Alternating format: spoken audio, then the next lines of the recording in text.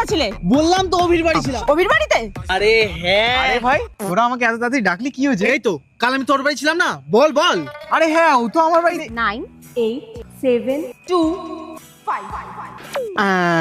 হ্যাঁ এই কোথায় ছিলাম, কি কি বলছিলি তোরা? কালকে রাতে ও কোথায় ছিল? ও কালকে রাতে ও তো আমাকে 11টার সময় ফোন করে বললো ওর এক্স ওকে ফোন করেছে, তারপর বললো যে ভাই আধ ঘন্টা পর আমি দেখা করতে যাচ্ছি। আমি বললাম না ভাই তুই দেখা করতে যাস না, তোর খারাপ লাগবে। এবার ও বললো যে না ভাই খারাপ লাগবে না, আমি ভাই দেখা করতে যাবো। তারপরে আমি ওকে দেখা করতে ছেড়ে দিয়ে আসলাম। তারপর আমাকে আবার আধ ঘন্টা পর ফোন করে বলছে কি যে ওষুধের দোকান থেকে কি যেন একটা নিয়ে আসতে, কি একটা DRUX কি একটা বেশ নিয়ে আসতে। আমি আবার নিয়ে এসে দিলাম।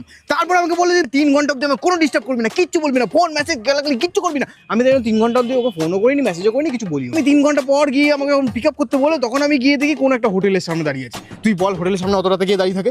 যাই হোক হোটেলের সামনে থেকে আমি ওকে তুললাম, তারপর ওকে বাড়ি ছাড়লাম। কেন ও 3টে পরে তোকে ফোন করেনি? এইগুলো কিন্তু ঠিক না ভাই।